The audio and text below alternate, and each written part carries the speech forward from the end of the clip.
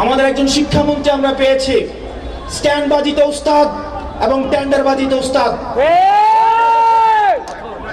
Camera স্ট্যান্ডবাজি, পিয়ার stand. মাননীয় শিক্ষামন্ত্রী সব জায়গায় গিয়ে বলে নকল আর চলবে না। 2026-এর শিক্ষার্থীরা আপনাদেরকে দেখিয়ে দিচ্ছে এই স্ট্যান্ডবাজি আর বাংলাদেশে চলবে না। হাঁটু সমান পানিতে, বুক সমান পানিতে 2026 সালের এইচএসসি পরীক্ষার্থীদের আপনি ডুবিয়ে ডুবিয়ে আপনি পরীক্ষা দিতে বাধ্য করেছেন। এবং একটা পরীক্ষার প্রশ্ন আপনি প্রণয়ন করেছেন, আপনি পরীক্ষার প্রশ্নের মধ্যে 2টা সৃজনশীলে আপনি ভুল দিয়ে রেখেছেন। একটা পরীক্ষার্থীর তখন মানসিক অবস্থা কি ধরনের হয় একবার চিন্তা করেন।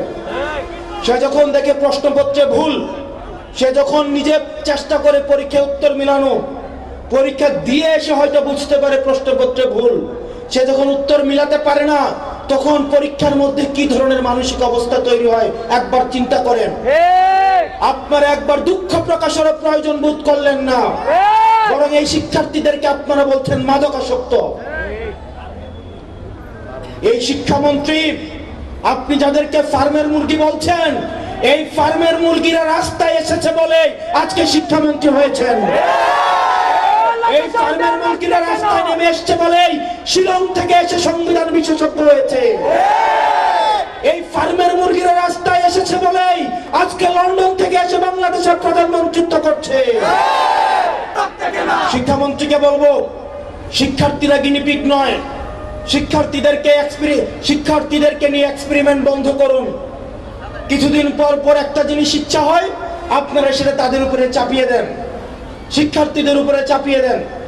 এই শিক্ষার্থীদের আপনাদের এক্সপেরিমেন্টাল টুল না, যে যখন ইচ্ছে তাদেরকে নিয়ে এক্সপেরিমেন্ট করবেন, এক্সপেরিমেন্ট ফেল করলে আবার সে এক্সপেরিমেন্ট তুলে নেবেন।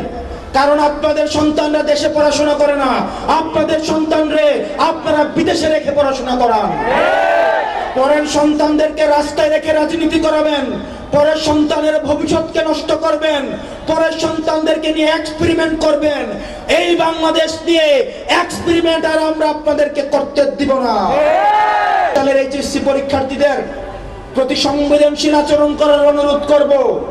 না হয় এই শিক্ষার্থীরা যদি রাস্তায় নেমে দৃঢ় অবস্থান নেয়, আপনার পাটাতন যে শক্ত না, এই অর্ধবেলা আন্দোলনে সেটা বোঝা গিয়েছে। আমরা 24 পরবর্তী বাংলাদেশে এই ধরনের বাংলাদেশ আমরা চাই না। ব্যবসায়ীরা হাহাকারের মধ্যে রয়েছে, ফুটপাতের হকাররা হাহাকারের মধ্যে রয়েছে, রিক্সাওয়ালা ভাইয়েরা হাহাকারের মধ্যে রয়েছে। 200 টাকা ইনকাম করলে 50 টাকা বিএনপি ছাত্রদল যুবদলকে চাঁদা দিতে হয়, স্থানীয় এমপিদেরকে চাঁদা দিতে হয়। এই চাঁদাবাজির বাংলাদেশ আর চলবে না। আপনারা যদি মনে করে থাকেন এই চাঁদাবাজির যাত্রা আপনারা অব্যাহত রাখবেন, মনে করার দরকার নাই এভাবে বেশি দিন খাইতে পারবেন। হাসিনার হয়তো 17 বছর লাগছে। আপনারা এটা বলেন সত্য, প্রত্যেক দিন জুলাই হয় না, প্রত্যেক বছর জুলাই হয় না, কিন্তু যখন জুলাই হয় তখন পালানোর জায়গা পাবেন না।